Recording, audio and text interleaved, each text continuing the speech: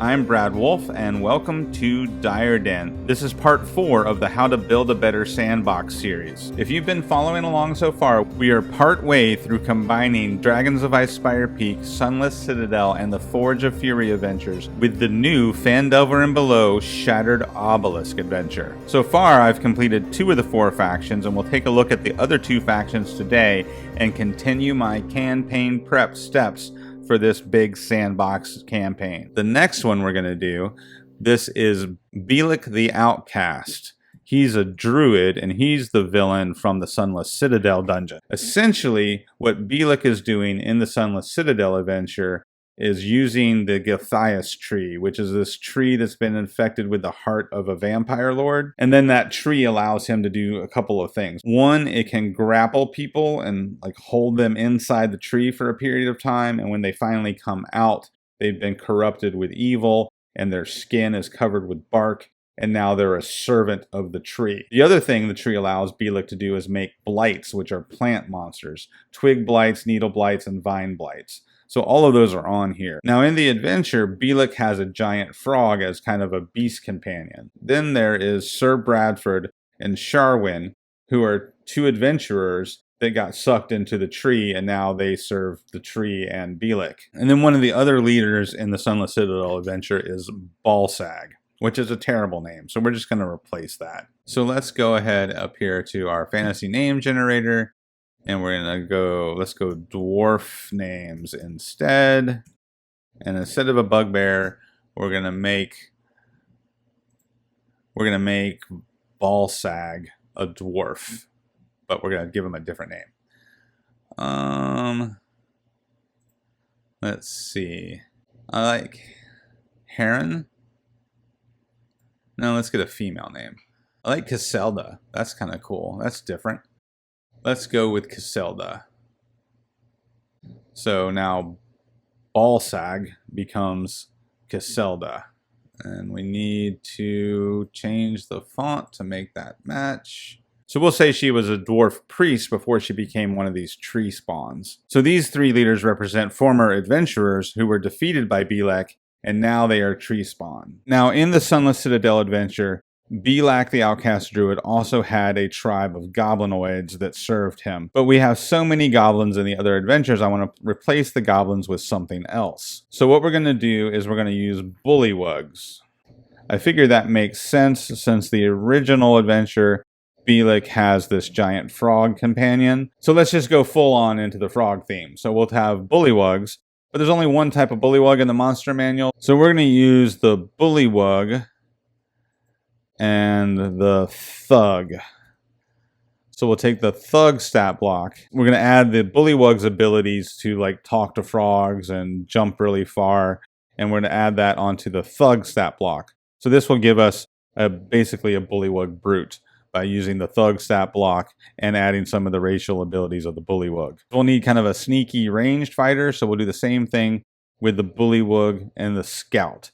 Now the scout stat block is only a 1/2 stat block, and usually for elites I'm looking for something bigger than that. However, the scout kind of punches above its weight for a challenge rating half monster, because it has a multi-attack at both melee range and long range with its bow. This will definitely raise the challenge rating, so by adding the bullywug's extra abilities of camouflage and leap to the scout, who already punches a little bit above its weight class, this will easily become a challenge rating 1 monster. Now we need another brute, and the original adventure used hobgoblins and bugbears. So we need something with either high hit points or high armor class for our brute who can take some hits. So I'm going to add the tree, they were thralls, tree thralls, that's what they were called. I was calling them tree spawns earlier, but the adventure calls them tree thralls. So just like these 3 down here who are leaders, we'll say these are the ones that were affected by the tree and still came out with their minds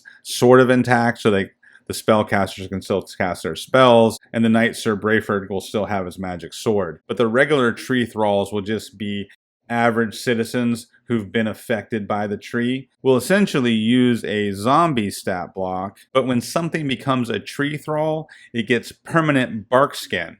So it's going to have a 16 armor class. But if you take a zombie and drive its armor class all the way up to 16, It's now pretty tanky, and that's going to make a good brute. Now here's a crazy idea that I just had while I was thinking about this. Now one of my players is going to play a blood hunter. So he's essentially copying Geralt of Rivia from The Witcher. And what we decided is that there is a blood hunter outpost near Oakhurst. So it's very possible that the other elites in this faction are tree thralls who used to be blood hunters. So these would be that character's friends, blood hunters, who are corrupted by the Gulthias tree. So I'm going to still use the scout stat block. However, now that the scout is a tree thrall, that drives its armor class up to 16.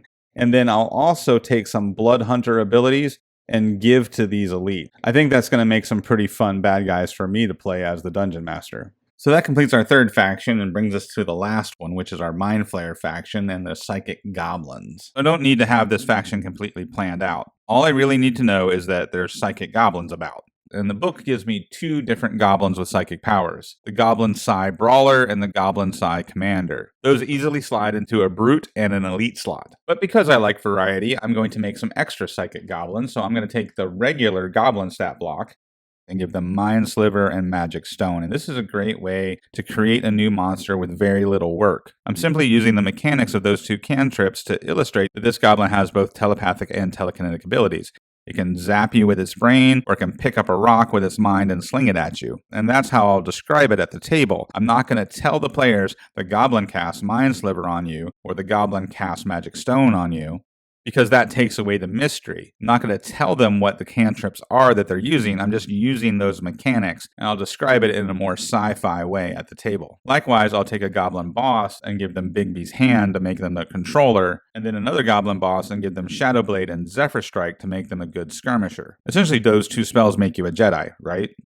And really, that's all I need for this faction right now. Since I'm using pre-written adventures, this is not open-ended like my regular homebrew campaign would be. Essentially, the last 4 chapters of Pandelver and Below becomes a linear story that grows out of the sandbox. So the rest of the adventures create this wonderful sandbox for the characters to play around in. But then once the story hits a critical point, then we're going to go on this linear path into the Far Realm for a big epic conclusion. So that's why I really don't need this faction fully fleshed out. But I do want to keep in mind the overall plot in case I have to name drop some mysterious names by any captured psychic goblins.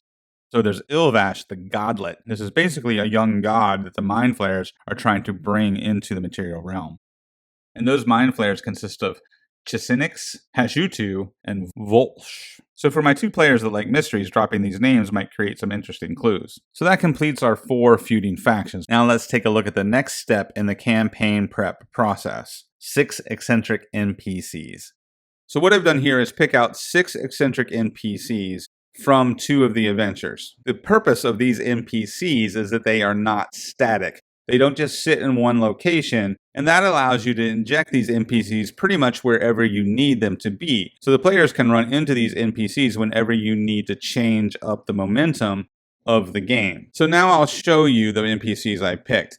Elamina Barthen comes from the Shattered Obelisk adventure, and she's one of the original plot hooks for that adventure because she owes the player characters money. So this is something, again, that we'll need to establish during session 0 to figure out why she owes the player characters money. But in the story, she also works for the Zentarum and has her own agenda. So it's not unreasonable for her to be out and about moving around, even though she runs a trading post business. The rest of these NPCs come from the Dragon of Icespire Peak adventure.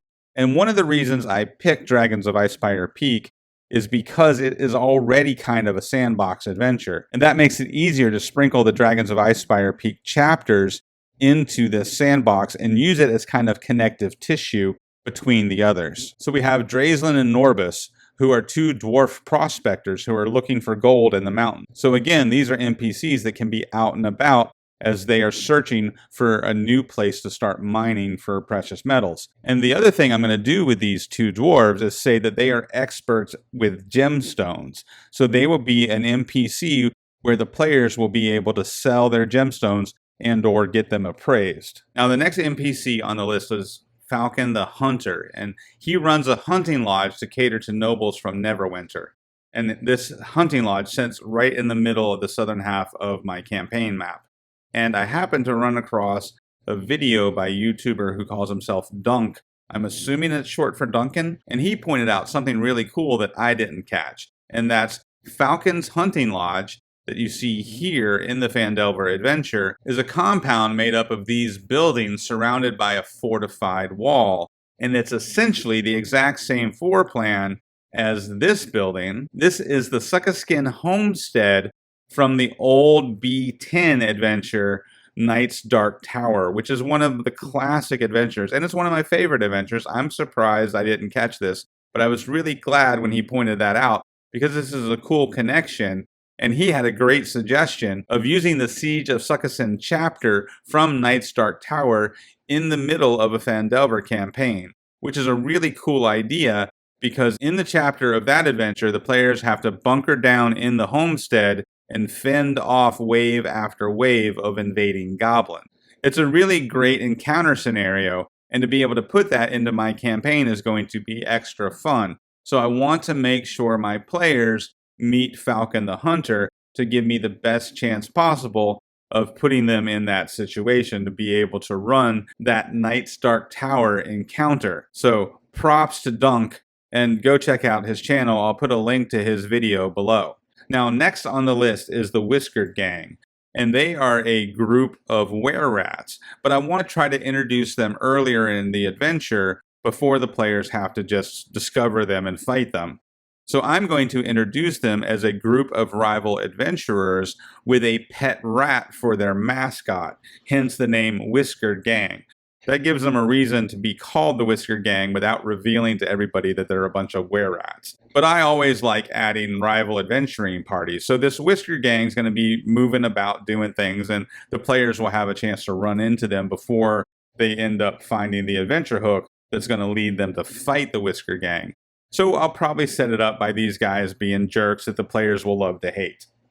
The next NPC is Abra Gwyn, and she also comes out of the Dragon of Ice Spire Peak adventure, and she's a midwife and apothecary. So she's a perfect person to have traveling and selling potions that the players might want to buy, and that's also going to give them a reason to interact with her.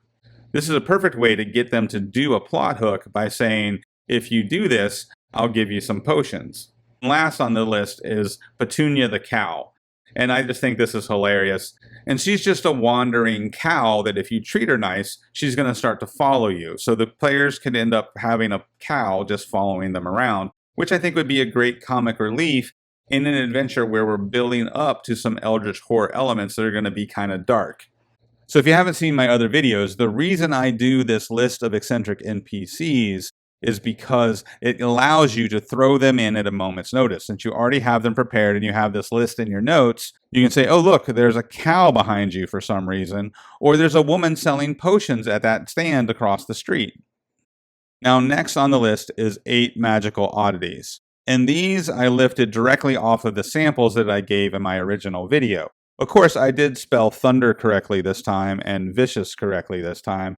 When I was producing that other video, it was like 2 o'clock in the morning when I was working on it and didn't take the time to check for typos. The purpose of these 8 magical oddities is to generate ideas. So these are just word prompts to spark your imagination. You never know when you're going to need them or how you're going to use them, but they're there for inspiration. So these could be a magical trap, they could be a magical item, they could be the name of some mystical part of the environment. So the purpose of this list is that you're prepared to improv. Now, believe me, if you've ever watched improv comedy, those actors practice regularly. So when they get on stage, they are actually improvising. They're not working from a script, but they're familiar with those improv games because they've played them multiple times with the same group of people. Therefore, they're more likely to catch the flow of each other because they have chemistry that they've built over practice. And this is what you're doing here, is you're just collecting a group of ideas and throwing them on a page and considering what they could possibly be, so that in the middle of a game session, you need something fresh and interesting, you just grab it off the list and run with it. But as always, thanks again for watching, and I'll see you next time in the Dire Den.